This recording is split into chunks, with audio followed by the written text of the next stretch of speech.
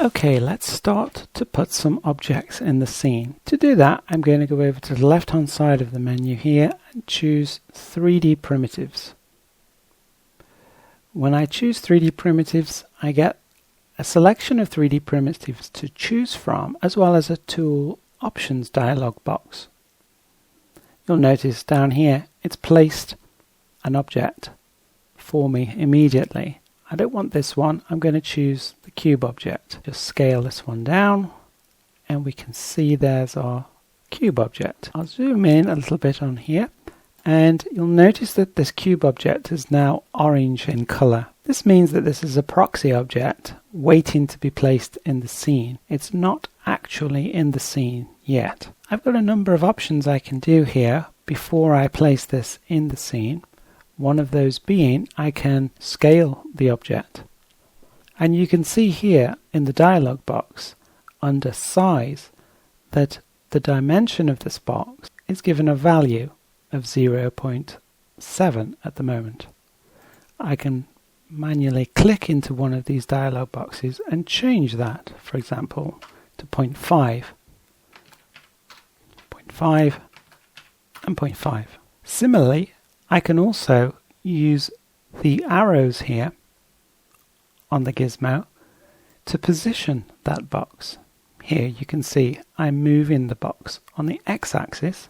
Using the green arrow, I'm moving it on the y, and the blue arrow is on the z. If we zoom out, we can see the blue is the z, red is the x, and green is the y. Now if at any time I want to reposition my cube back to the origin, I can simply click on this little X button here. You'll also notice that the values in these boxes, the X, Y and Z box, have now returned to 0 after clicking that small X. If I want to move this object on the X-axis by 1 unit, I can do that by pressing 1 in this value here. So it's moved it over 1 grid space on the X-axis. Let's return that back. If I put a negative number in, -1, it will place it on the X-axis on the negative side.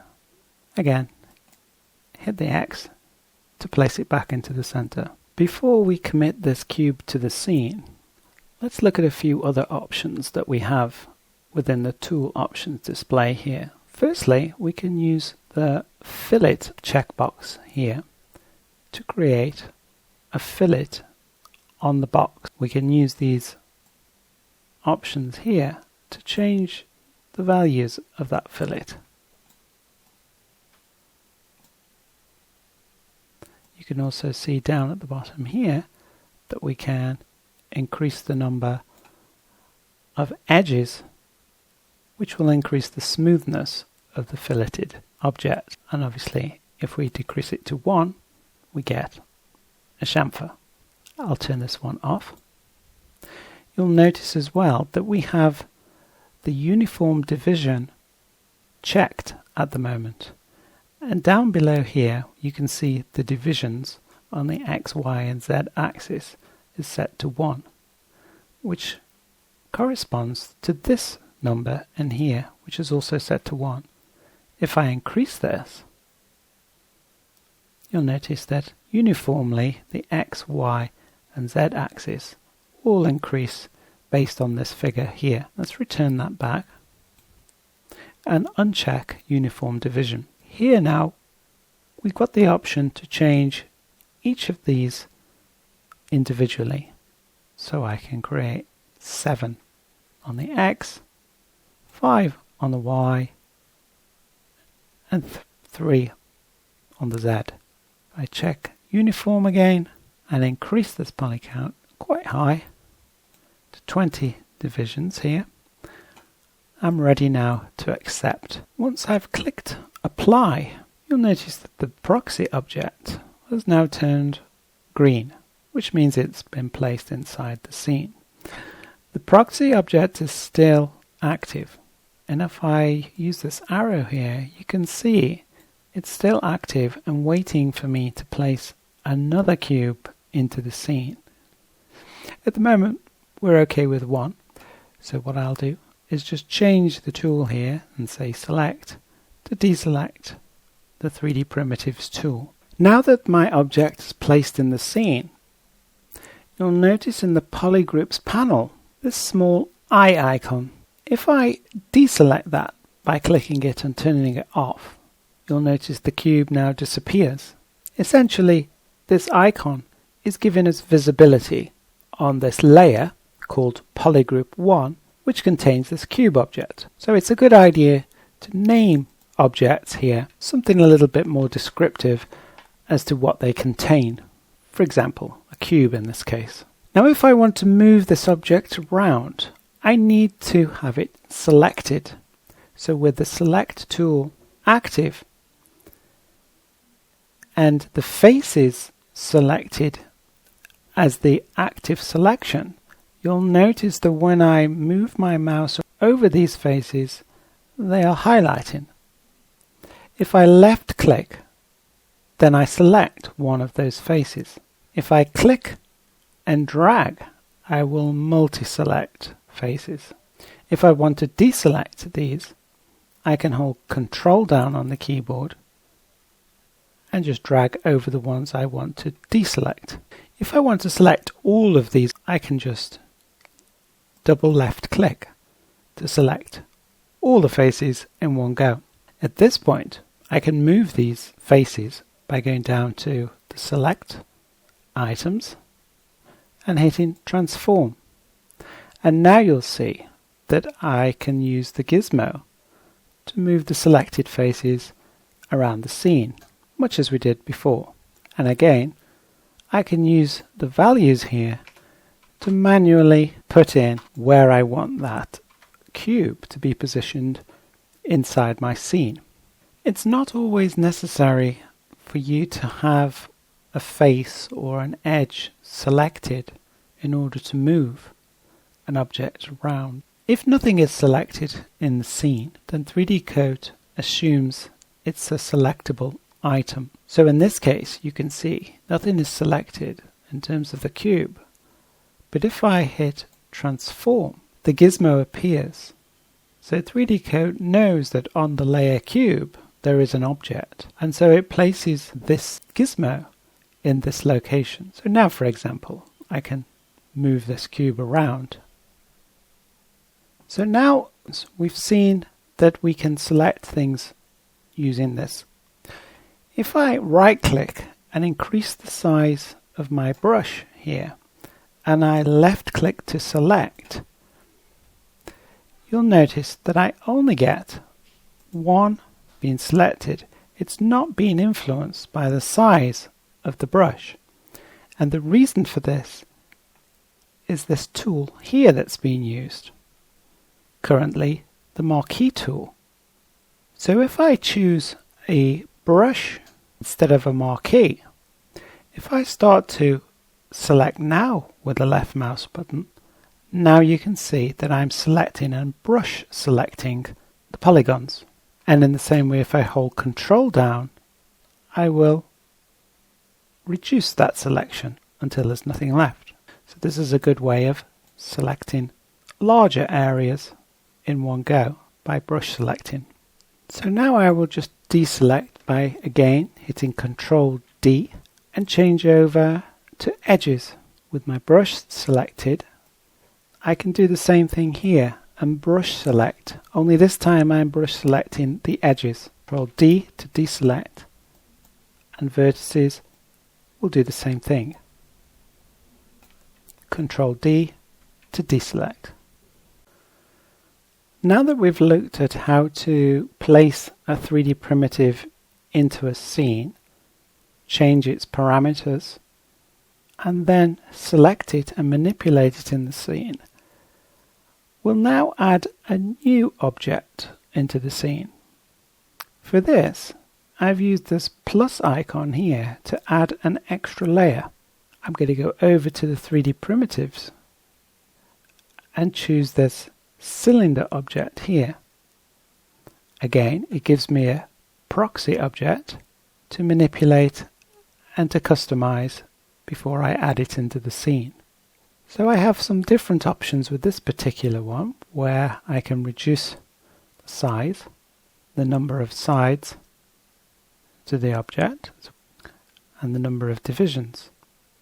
So for now, this is fine. Just going to apply. And you can see now, if I choose select option here to deselect the other tool, I have two objects now in the scene.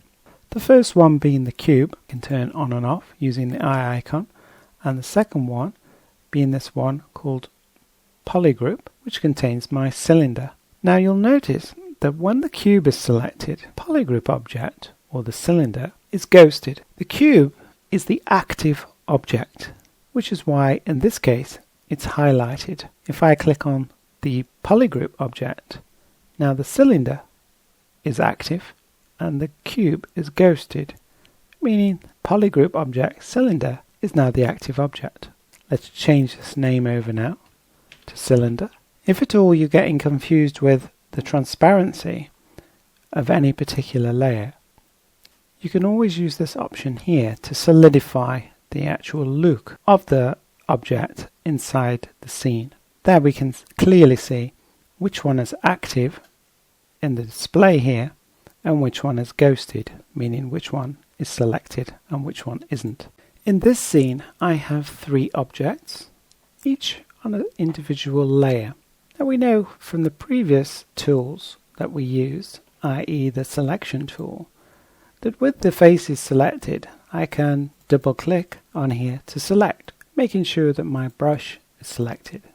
Alternatively, what I could do if I undo that option, I can come down with this pyramid layer selected to this icon here which says select all faces of this layer and click on that one to select all those faces. Control D, select the cylinder, click the icon to select all the faces on that layer. Let's go back to the pyramid layer, deselect, and this time let's choose the transform gizmo again, but instead of using this menu on the side, I'm going to hit spacebar to activate the quick access menu. It's exactly the same options as we have on the left side here, but the spacebar brings them to the cursor and then I can select them a lot quicker. So here's the same option. So I'll click on there and you'll see it brings up that gizmo, and you'll notice that this gizmo is in a strange place. Now looking at the tool options for this, you can see that we have this option here called Move Only Gizmo. If I select that and return the gizmo itself to the origin of 0, 0, you'll see that the gizmo has returned to the origin. You'll also notice that the gizmo's axis is off. It's no longer pointing in the correct way. If this happens, we can use these three buttons here to manipulate the gizmo very quickly and get it back in line. So for example, I can reset the axis of the gizmo using this button here. So now you can see the red arrows pointing down the correct axis. The blue one is going down the blue, green to green. We can also use this option here and say center to mass. Now if I click that option now, you'll see that the gizmo jumps from its location here to the center of the mass of the object on this particular layer. So you can see that the gizmo has now locked itself to the center. And now if I start to move this, it still moves by itself because this is still checked. Let's undo that. Return it to the center of the mass. And now if I uncheck Move Only Gizmo, now I can move the object again. So the object manipulation and the gizmo manipulation can be specified by this little box here. So now we know how to move these objects around and transform them based on the alignment of our gizmo. Another way we can do the same thing as checking this box here is by holding Shift down. So if I hold Shift and move my mouse over this arrow, this temporarily allows me to move the gizmo by itself. So here, for example, I could move the gizmo to this location here, and then I can move the cylinder object around that location. Hold Shift down, move it to a different location,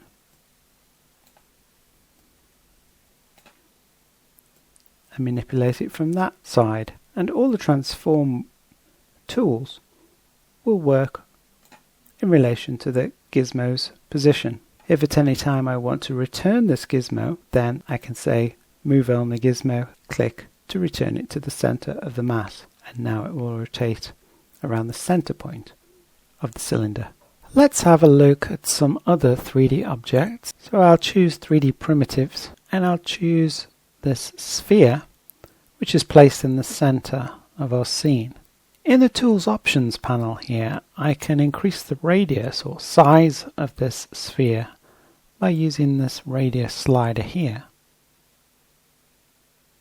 I could also use the gizmo and use this ring that circles the sphere and just click and drag to increase its size. This version of the sphere has a division type of triangulation. If I go to the subdivision slider here and increase the subdivision, it will increase the subdivision level of the sphere. Reduce that back. If you want to change the division type, you can use this little drop down menu and choose either meridian, which places a pole at the top and bottom of the sphere, or you could choose the cube projection. The cube projection has an actual cube at the lowest subdivision. We can test that by moving the slider right down to 2 subdivisions, which gives us the cube. And by increasing it, we get more of a sphere shape based on that cube. Once we're ready, we can click Apply to place that sphere into the scene. The ellipsoid 3D primitive has these additional options on the gizmo where we can stretch. We still have the same division types, for example triangulation and also cube, but here we can stretch. If we remember, on the sphere those options weren't available to us, so we had a uniform sphere. You may notice in the Tools Options panel, Show Axis Directions. If I click on this, you're presented with additional dialog boxes for each axis.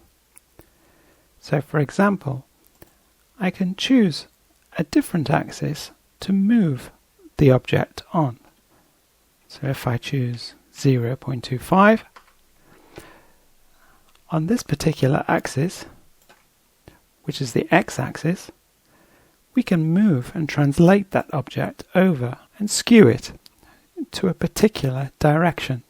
By hitting the Reset Size, Reset Axis, we can return it to its default. You can use these scale manipulators on the gizmo in any direction along any of the axes, and it gives you an alternative shape. If we look at some of the other 3D primitives, such as the torus, you'll notice that each one of these has their own individual parameters that you can change.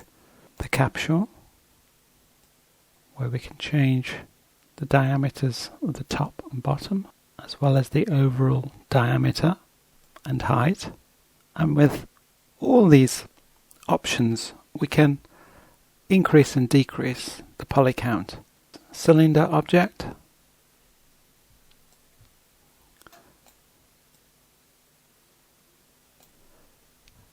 this polygon object as well.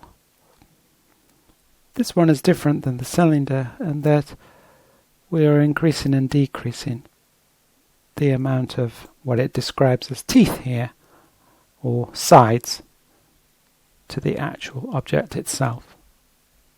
And finally, we have this spring-like coil object as well. As well as the 3D primitives, we also have a collection of 2D primitives. Again, they are displayed across the top of the UI, and we have a proxy object placed in the UI, and the first one is selected for us. And these work in the same way as the 3D primitives, and we have our ability to increase the poly count and also change between a uniform division and then manually increasing and decreasing the number of divisions based on how we want that to be split. So here, for example, I have this square. If I move over here, we have the rectangle. Now, although it looks like a square, the reason is we have the ability to stretch this one out on these axes. So it gives us a different shape. If we go back to the square one, you can see that the gizmo here doesn't have those options to allow us to stretch as it does on the rectangle. And similarly with the circle here, we have the same ability to increase and decrease. The circle does not have the gizmo option to stretch, whereas the ellipse does have that option. So here we have these other objects as well, which you can go through and check out.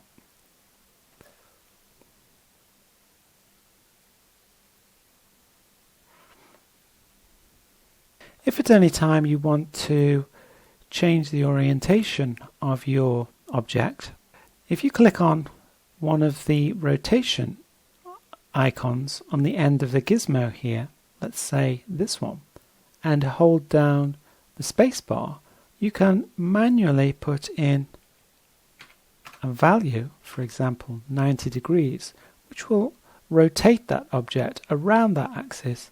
At this point you can still come in here and change the number of segments, etc., that you need for your primitive object. And again, once you're happy with its placement, just hit apply. A useful feature of the 3D primitives tool is the Boolean operations when adding them to scenes. So here I have an ellipsoid as a proxy object, and I will add this one to my scene, and then using the proxy object that's still active, I will move into a new location and adjust its position like so, and then in the drop down menu here you can see I have additional Boolean operations. So here, for example, I'll choose subtract on this particular proxy object and hit apply. And what happens if I just deselect is it creates a Boolean operation where it cuts away the previously placed 3D primitive.